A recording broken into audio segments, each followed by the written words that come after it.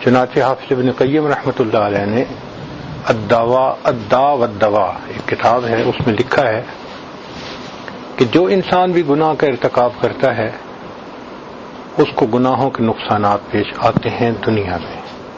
ان میں سے ایک یہ ہے کہ نیکی کو دل نہیں چاہتا. نماز پڑھنا بوجھ ہوتا ہے، تلاوت کرنا بوجھ ہوتا ہے، مسجد میں آنا بوجھ لگتا ہے، نیک محفلوں میں آنا بوجھ لگتا ہے، دل گھبراتا ہے. جب بھی نیکی سے دل گھبرائے سمجھ لیں کہ یہ گناہوں کا وبال ہے. دوسری بات یہ کہ دل بے چین ہوتا ہے، دل کو سکون نہیں ہوتا. انسان جو چاہے کھائے، جو چاہے پیے، جہاں چاہے سوئے، ہر دنیا کی نعمت ہے ہاتھوں میں، سکون نہیں ہے، ڈپریشن ہے. اور یہ بھی نہیں کہہ سکتا کہ کس چیز کی کمی ہے، پھر بھی نہیں سکون، پھر بھی نیند نہیں آتی. ایک مرتبہ ایک صاحب نے رات کے 2 بجے فون کیا، دل پریشان ہے، دعا کریں. یہ وہ بندہ تھا جو کہتا تھا کہ میری اتنی انڈسٹریز ہیں کہ اگر میں اکاؤنٹس برانچ والوں کو کہوں کہ میرے ایسٹس کا اندازہ لگاؤ تو ان کو 1 مہینہ چاہیے حساب کرنے کے لیے. اس کا دل پریشان ہے، اس کو نیند نہیں آتی. ایئر کنڈیشن کمروں میں کمبل لے کے لیٹے ہوتے ہیں، کروٹیں بدلتے ہیں، نیند روٹ جاتی ہے، گولیاں کھانی پڑتی ہیں. ایک فیئر آف ان نون ان کے ذہن میں ہوتا ہے ہر وقت. اصل وجہ یہ ہوتی ہے کہ اللہ ان کے دلوں سے سکون کو چھین لیتے ہیں.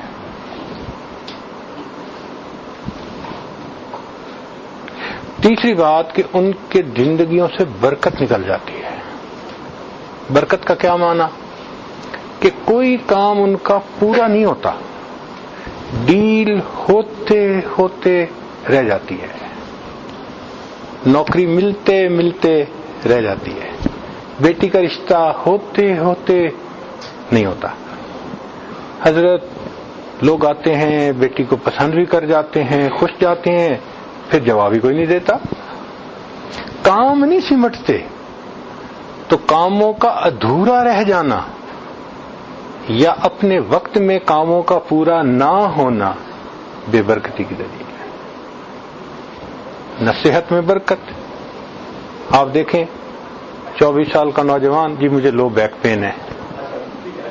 یہ بے برکتی کی کتنی بڑی نشانی ہے کہ 24 سال کی عمر میں اس کو لو بیک کی پین. اللہ اکبر کبیرہ. وقت میں برکت نہیں ہوتی، کام سمٹتے نہیں، زندگی کے کسی چیز میں برکت نظر ہی نہیں آتی. پھر ایک اس کے وبال یہ ہے کہ انسان سے نعمتیں چھننی شروع ہو جاتی ہیں. جو انسان ناقدری کرتا ہے، گناہ کرتا ہے، پروردگار پھر نعمتیں واپس بھی لے لیتے ہیں. ایک اصول یاد رکھیں کہ جو پروردگار نعمتیں دینا جانتا ہے وہ پروردگار نعمتیں لینا بھی جانتا ہے. اللہ تعالیٰ بندے کو ٹیبل کے دوسری طرف بٹھا دیتے ہیں. آج دینے والا تھا، کل مانگنے والا ہوتا ہے. حضرت ایک وقت تھا مٹی کو ہاتھ لگاتے تھے سونا بن جاتی تھی، آج تو سونے کو ہاتھ لگاتے ہیں مٹی بن جاتی ہے. حضرت لاکھوں لینے تھے ایک وقت تھا، آج لوگوں کے لاکھوں دینے ہیں. وقت بدل جاتا ہے، ایسے لگتا ہے کہ حالات رخ پھیر دیتے ہیں. عزت ذلت میں بدل جاتی ہے. انسان اپنی آنکھوں میں حقیر نظر آتا ہے اپنے آپ کو. اس لیے کہ نعمتوں کی قدردانی کی. اللہ نے تو نعمتیں دی تھی، میرا شکر ادا کرو. ہم نے گناہوں میں اس کو لگا دیا، عیاشیوں میں لگا دیا، اور اس کا نتیجہ یہ نکلا اللہ نے نعمتوں سے محروم کر دیا. اور ایک اس کی نشانی یہ کہ دعائیں قبول نہیں ہوتی. انسان جو مانگتا ہے ایسے لگتا ہے جیسے یہ دعا سنی ہی نہیں گئی، اس لیے یہ شکوہ عام ہو گیا جی ہماری تو سنتا ہی نہیں۔ بھئی اللہ تعالیٰ سب کی دعا کو سنتا ہے، مگر وہ پابند نہیں ہے کہ ضرور اس کو پورا کر دے۔ ان ربی لسمیع الدعا، میرا رب دعا کو سنتا ہے، مگر وہ پروردگار ہے، اس کی مرضی ہے، اس کے سامنے کسی کی نہیں چلتی۔ ہم عاجز مسکین بندے ہیں، عبادت کر کے راضی کریں گے تو وہ ہمارا لحاظ فرما لے گا، اور اگر نافرمانی کریں گے وہ ہمیں تگنی کا ناچ نچا دے گا۔ سروں سے پگڑیاں اچھل جاتی ہیں، دوپٹے اتر جاتے ہیں، گھر بیٹھے بٹھائے انسان ذلیل ہو جاتا ہے۔ بھائی چٹان سے جو سر مارے تو اپنا ہی سر پھوڑے گا نا، تو اللہ رب العزت کے ساتھ یہ معاملہ؟ تو گناہ کر کے ہم سکون کی زندگی نہیں گزار سکتے۔ اردو کا مقولہ ہے رہنا دریا میں مگرمچھ سے بیر۔ بھئی دریا میں رہنا ہو تو مگرمچھ سے بیر نہیں چلتا، جہان میں رہنا ہے تو جہان کے بنانے والے سے بیر۔ اس لیے ہمارے پاس ایک آپشن ہے، دو نہیں ہے، کہ ہم نیکی کی زندگی گزاریں، گناہوں کو چھوڑیں اور اپنے رب کو راضی کرنے کی کوشش میں لگیں، تب دنیا بھی کامیابی ملے گی، آخرت کی بھی کامیابی ملے گی۔ توبہ کرنی ضروری ہے، اس پر تو آپ نے بہت مرتبہ مضامین سنے۔ آج کا عنوان تھوڑا سا ڈیفرنٹ ہے کہ ایک بندہ توبہ کرنا چاہتا ہے، اس کو توبہ کرنے میں کچھ مسائل پیش آتے ہیں، وہ ڈسکس نہیں ہوتے عام طور پہ، کہ توبہ کرنے والا کیسے توبہ کرے۔ چنانچہ توبہ کی کچھ شرائط ہیں۔ ایک تو یہ کہ انسان گناہوں کو اللہ کے ڈر کی وجہ سے چھوڑے۔ اگر کوئی اور ریزن ہوئی تو وہ توبہ نہیں کہلائے گی۔ مثلا ایک آدمی کہتا ہے میں نے یہ جوا چھوڑ دیا، بڑا نقصان ہوتا ہے، اس کو توبہ نہیں کہیں گے۔ ایک آدمی بوڑھا ہو گیا، کہتا ہے جی میں نے اب توبہ کر لی، زنا نہیں کروں گا، اب آپ ہیں کس قابل، اس کو توبہ نہیں کہتے۔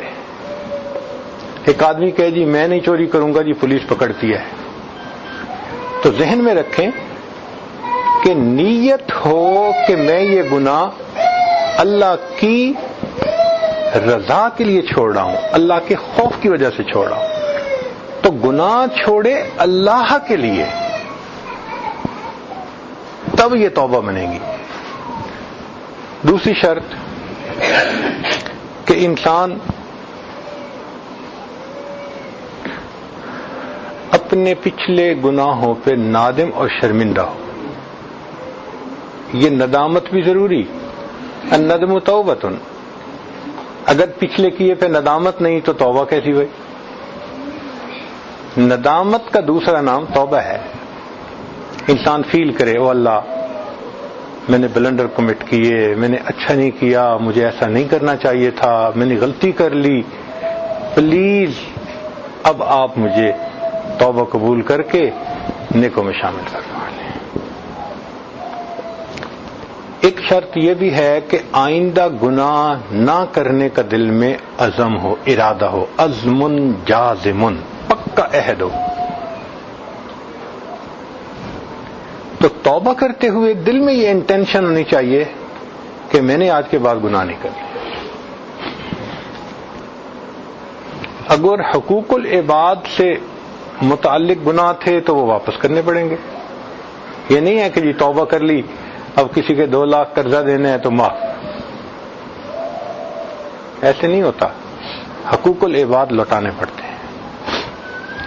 کسی کے دل کو تکلیف پہنچائی، معافی مانگیں، کسی کی غیبت کی، اس سے معافی مانگیں، کسی کے حقوق کو پامال کیا، اس سے معافی مانگیں۔ حقوق العباد کو سلجھانا پڑتا ہے، اور اس دنیا میں سلجھانا بہت آسان ہے، آخرت میں ان کو پے کرنا بہت مشکل کام ہے۔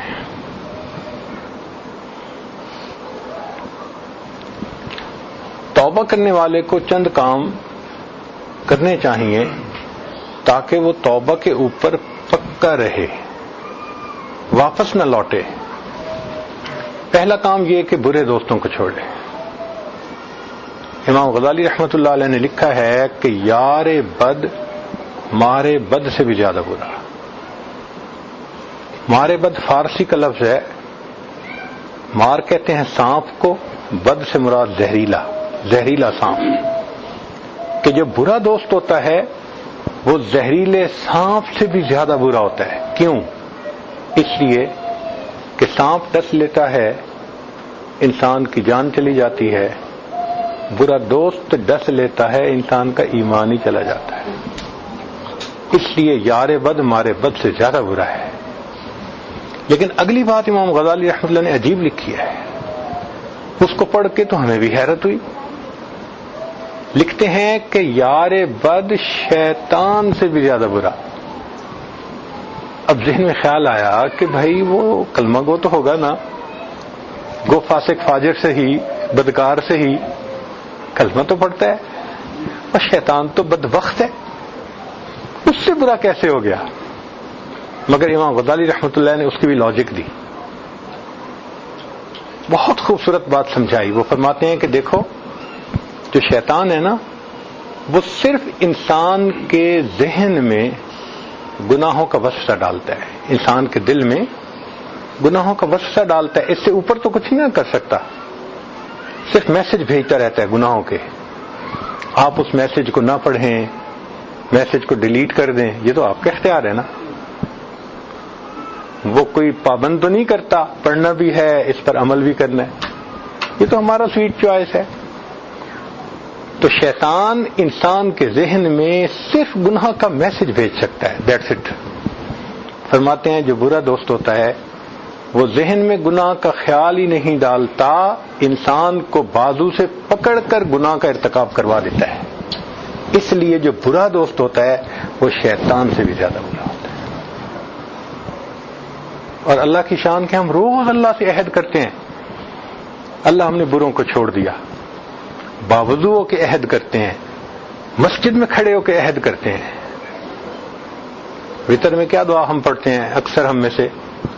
وَنَخْلَعُ وَنَتْرُكُ مَن يَفْجُرُكَ، اے اللہ ہم نے خلو حاصل کر لیا، چھوڑ دیا ہر اس بندے کو جو فاسق و فاجر ہے۔ تو اللہ سے عہد کیا نا ہم نے، اور دن میں انہی سے دوستی کر رہے ہوتے ہیں۔ اس بے وفائی کی بھی کوئی انتہا ہے؟ تو توبہ کرنے والے شخص کو فاسق و فاجر لوگوں سے الگ ہونا لازمی ہے۔